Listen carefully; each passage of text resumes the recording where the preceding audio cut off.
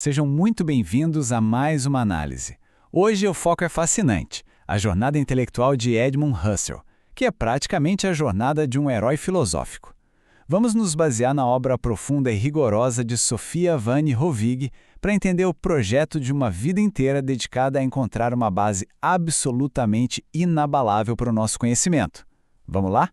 Para dar o pontapé inicial, vamos pensar neste mistério gigantesco. Qual é aquela base fundamental da realidade que de jeito nenhum pode ser alvo de dúvida? Se a gente tirar todas as nossas suposições do caminho, o que sobra no fim das contas? É um desafio e tanto para a mente humana.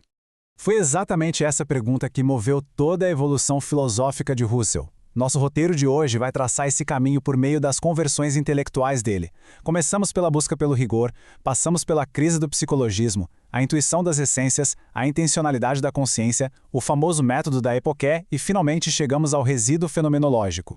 Começando então com a busca pelo rigor e essa transição curiosa da matemática para a filosofia.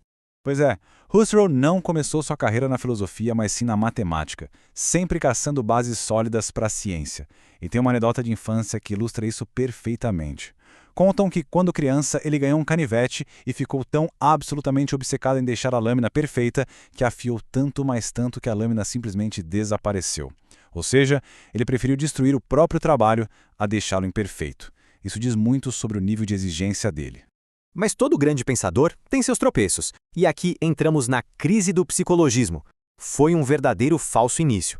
A primeira tentativa de Husserl para fundamentar a matemática foi tentar usar o que chamamos de psicologismo. Basicamente, a ideia de que os números eram apenas conexões ou laços mentais, meros fatos psicológicos. Mas isso gerou problemas estruturais imensos. Esse beco sem saída acabou forçando a primeira de 3 grandes viradas ao longo da vida dele, indo desse psicologismo totalmente subjetivo para a lógica pura e, mais tarde, culminando no idealismo transcendental através da Epoché.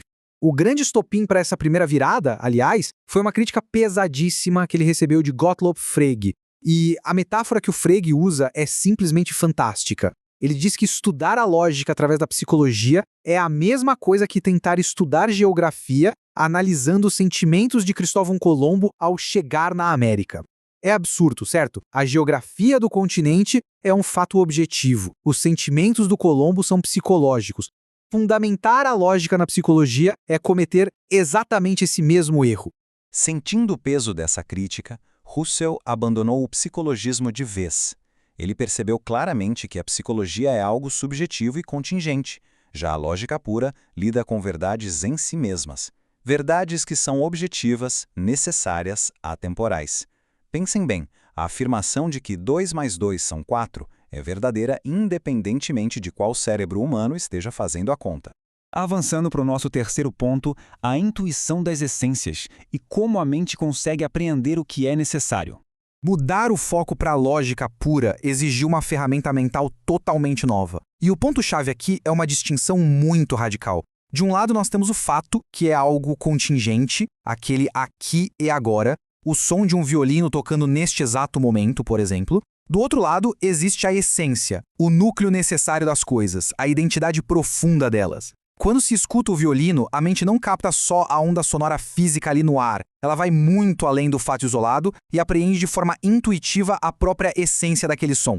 Husserl bolou um experimento mental genial para provar isso. O geômetra alucinado. Imaginem um matemático resolvendo teoremas lógicos super complexos enquanto, por algum motivo, tem alucinações visuais com os triângulos. A grande sacada é que as provas matemáticas dele continuam perfeitamente válidas. E por quê? Porque a geometria não depende da tinta no papel ou sequer de um cérebro saudável. Ela depende da intuição de essências lógicas.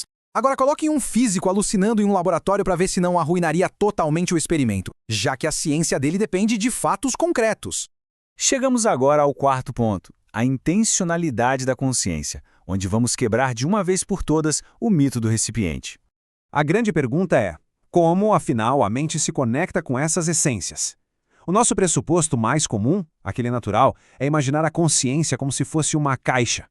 Será que a consciência é mesmo um grande recipiente guardando conteúdos, como se nossas dores, lembranças e formas geométricas estivessem todas jogadas dentro de uma bolsa mental? Repensar esse modelo é absolutamente crucial para entender como processamos a realidade hoje.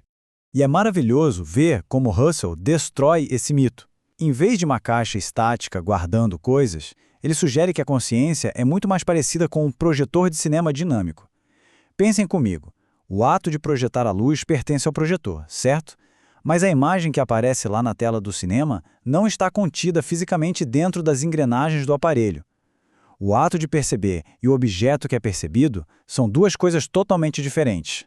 Essa dinâmica da mente se projetar ganhou o nome de intencionalidade. Essa é a característica fundamental da nossa cognição. Toda consciência é sempre consciência de alguma coisa. Seja ao observar uma árvore de verdade no quintal, seja imaginando o deus Júpiter, a mente está sempre direcionada para fora, apontando para um alvo que vai muito além das fronteiras dela mesma.